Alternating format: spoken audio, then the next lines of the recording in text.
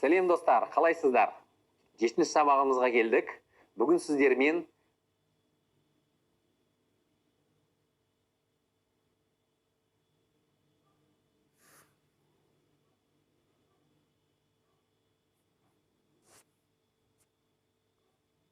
манипуляция жағдайларынан сақтанып қалу тақырыбын талқылайтын боламыз. Манипуляцияның жамандығы неде? Ең біріншіден өзіңіз қаламаған нәрсені жасап қалуларыңыз. Екіншіден ақшадан айырылып қалуларыңыз. Үшіншіден кейде денсаулықтарыңызға да бұның зиянының тиіп қалуы. Бұл қандай жағдайлар болады? Әсіресе жастардың арасында, мен сыйламасам ішпейсің ба деген мәселелер естіген шығарсыздар. Ол ұялып тұрып, айналасынан шеттеліп қалмас үшін кейде ішіп қалады, шегіп қалады. Оны жастарға да үйрету өте маңызды. Сондықтан бұл сабақты балаларыңыз болса, солармен де бөліскендеріңіз өте жөн, өмірлеріне өте пайдалы болуы мүмкін. Манипуляцияны қолданатын технологиялары ең бастапқы 3 каналдан сіздерге әсер етулері мүмкін. Біріншісі, сіздерді шатастырып тастайды. Адам миына өте көп мағлұмат берген кезде, оның логикалық ойлауы өшіп қалады. Сондықтан өзі ойламаған, өзі қаламаған шешімге немесе әрекетке ұшырап қалады. Екіншіден, сендіру. Сіздер күтпеген жерден сіздер сендіріп тастайды. Сандармен, сіздерге маңызды болған мәселелерді қолданып, сіздерге айтты, көбінесе қолданылатын бұларды қайда кездестіреміз? Нелерде финансты пирамидаларда кездестіреміз. Барып қалған шығарсыздар, маған бүгін $100 бер, ертең күні $500 аласың деген кезде, адамға ақша керек кезде, сана сезімдеріне, ең маңызды точкаларына бас бұны сендіріп тастайды. Үшіншіден, сезімдеріңізді қолданады. Қандай сезімдеріңізді қолданады? Кінәләндіру сезімін қолданады. Істей алмайсың ба, керек емес. Сен ғана ғой бұны жасамайтын дейтін сөз естіген шығарсыздар. Ұятшылдық сезімдеріңізді қолданады. Осы ержан ғой істемейтін деп қайта бастайды, сіздің ұятшылдықтарыңызды қолданады. Эгоизм сезімдеріңізді қолданады. Қандай болса да сезімдеріңізге әсер етіп, қаламаған нәрсеңізді жасатуға тырысады.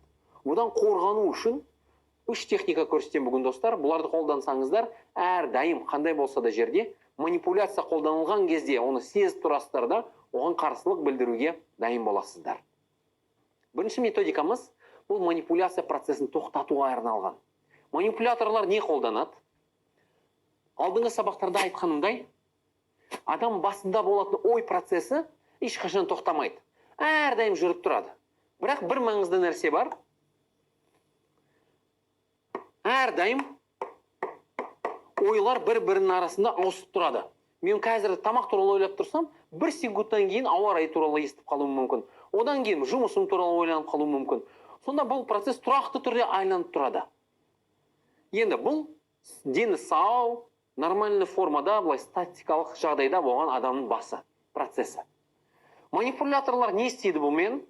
Сіздердің басыңызда бір идеяның арасында доминанты деген туғызады.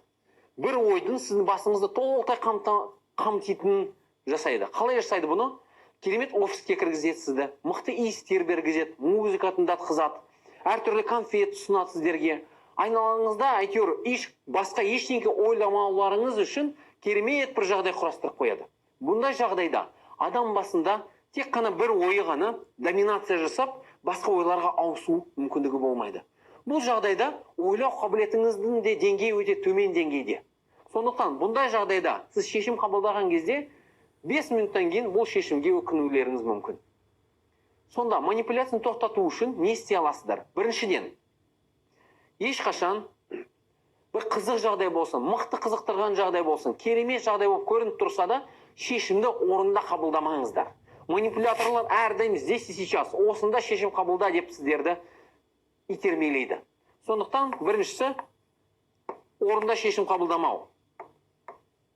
Орында емес. Сол жерде, сөйлесіп тұрған жерде, барып тұрған жеріңізде шешім қабылдамаңыздар ешқашан.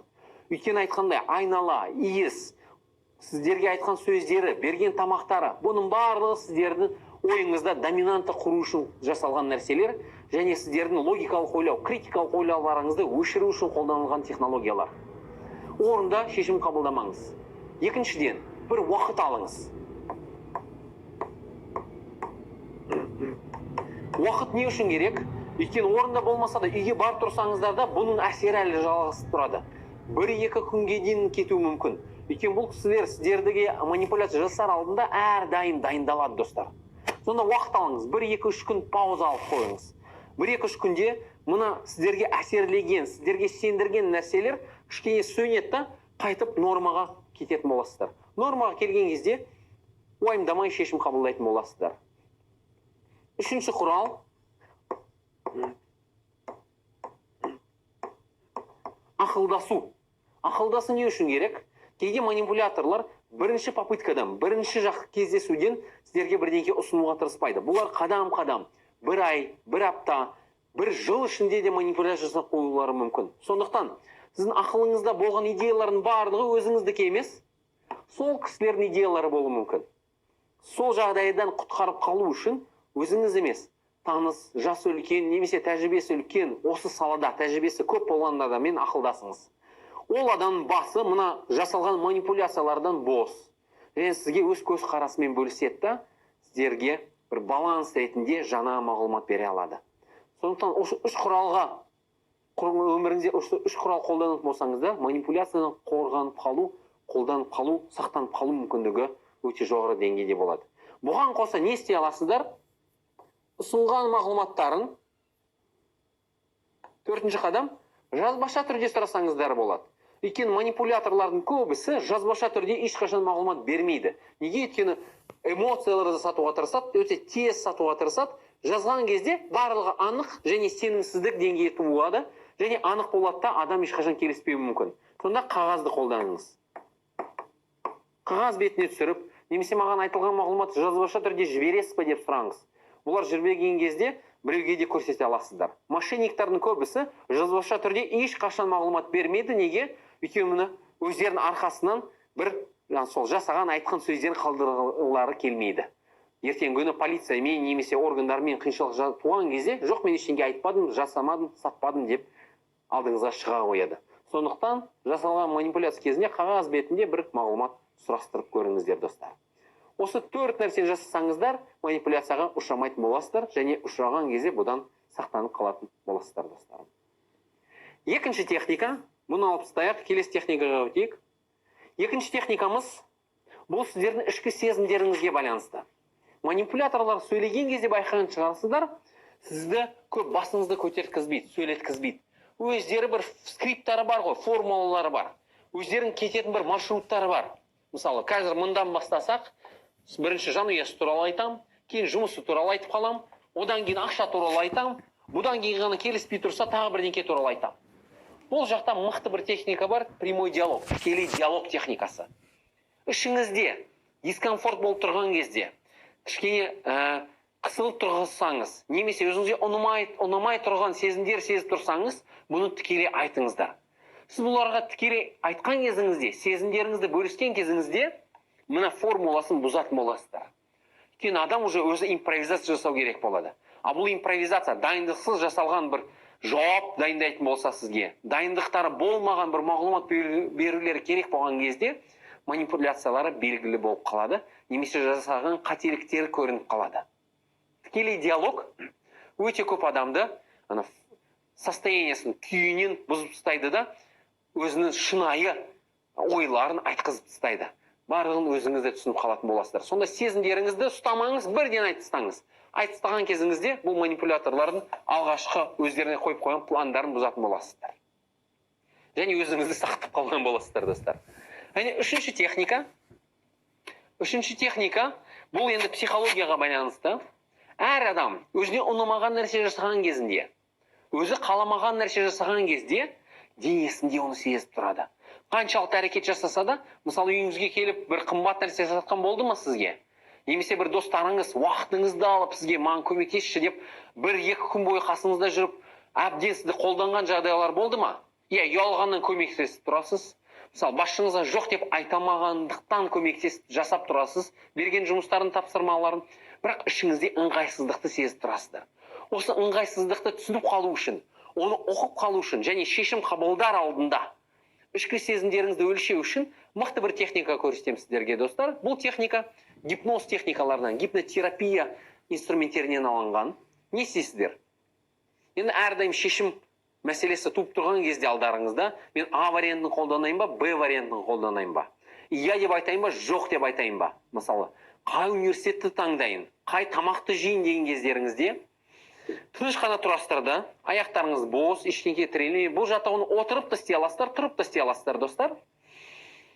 5 рет терең дем алып, деміңізді шығарыңыз.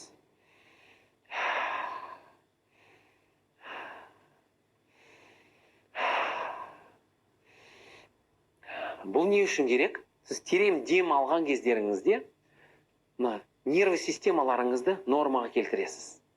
Және басқа ойлардан өзіңізді осында, осы жерге, қазіргі уақытқа әкелген боласыздар. Миыңызға керек кислород апарған боласыздар да, миыңызды жұмыс еткізесіз. Екінші қадам не істейсіздер? Көздеріңізді жабыңыздар да, екі қолыңызды өз алдыңызға ұзатыңыз. Қолдарыңызды алдыңызға ұзатқан кезде, бірінші қолыңызға бір вариантты қойыңыздар да, екінші қолыңызға екінші вариант елестетіңіз. Оны сіз қандай болса да формада елестетсеңіздер болады. Бір шеңбер болсын, бір вариант болсын, енді университет болса университеттердің түрін қойсаңыздар болады.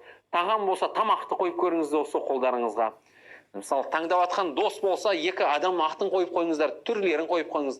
Ешқандай маңызы жоқ, өз қиялдарыңызға байланысты бір елестетіп көріңіз. А мен Б варианты. Және терең демала бастаңыз. Маған не керек деген сұрақты айландыра бастаңыз басыңызда. Маған не қызық, бұл адамнан қайсысы маңызды, бұл шешімнің қайсысы керек деген сұрақ сұрай бастаңыз өзіңізге. Сұрақ сұрай бастаңыздар да тек күтіңіздер. Өздеріңіз сезесіздер, сіздерге бұл уақытта маңызды болған мәселе әрдайым ауырлайтын болады. Ауыр келіп тұрады да, сол таразы секілді ғой, өзіңізге маңызды нәрсе өз весімен көрсететін болады. Бұл технология сізге сонда ауырлаған мәселе сіздерге жақын және ішкі сезімдеріңізге ыңғайлы, тиімді мәселе сол жағдай болып тұрған деген сөз. Әрине, өмірлік жағдайларда шешім қабылдаған кезімізде логикамызбен ішкі сезімдеріңізді салыстыруыңыз керек. Бірақ сол ішкі дауысыңызды, внутренний голос, интуиция деп айтайды ғой. Соны тыңдап қалу үшін осы жаттығуды жасасаңыздар, керемет, қызық жауаптар алатын боласыздар. Қандай болса да өмірлік жағдайда қолданылатын мәселе, істеп көріңіздер, достар, кереметін көріңіздер, кері байланыстарыңыз үшін өте қуанышты боламын.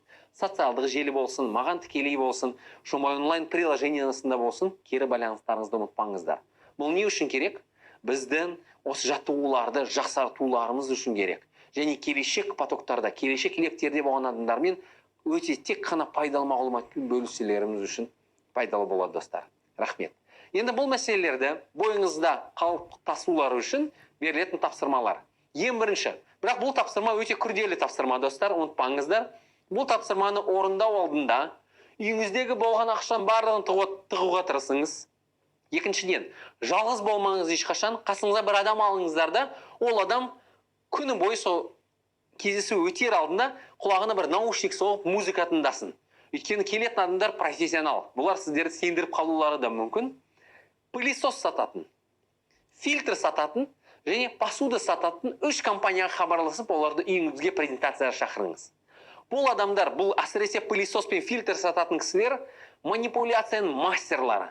Бұлар енді манипуляцияның мыңдаған технологиясын қолданады. Бұл адамдарды шақырып қойып, үйіңізде бұларға жоқ деп айтып көріңіздер. Бұларға жоқ деп айтып үйресеңіздер, өміріңізде қандай болса да манипуляцияларға төзімді боласыз, достар. Және маңызды мәселе, телефон немесе бір кішкентай қалам алып қойыңыздар қолдарыңызға, бұлардың жасаған манипуляцияларын белгілеп көріңіздер. Қаласаңыз, соларды талқылайық.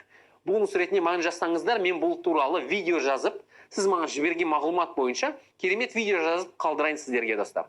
Қандай инструмент қалай жұмыс істейді және бұған қарсы не істей аласыздар. Белгілеп, кері байланыс беріңіздер. Екінші жаттығу, өзіңізді енді сауда орталықтарына барып, керемет бір дүкендерге кіріп, киім қараңыздар, товар қараңыздар да, бұны алмай кетіңіздер. Оғаларға да жоқ деп айтып көріңіздер. Осы екі жағдайда сіз жоқ деп айта алатын болсаңыздар, манипуляцияға төзімділік деңгейіңізді көтеріп қойсаңыздар, өміріңізде қандай жағдай болса да, әрдайым жеңімпаз болып шығасыздар, достар. Енді келесі сабақта осы мәселемен бүгінгі сабағымызды бітірейік. Келесі сабақта талқылайтын өте қызық нәрселер бар. Дене тілін қарастыратын боламыз, достар. Дене тілінің сигналдары және дене тілінің табиғаты. Соны зерттейтін боламыз. Қош сау болыңыздар, келесі сабақта көріскенше.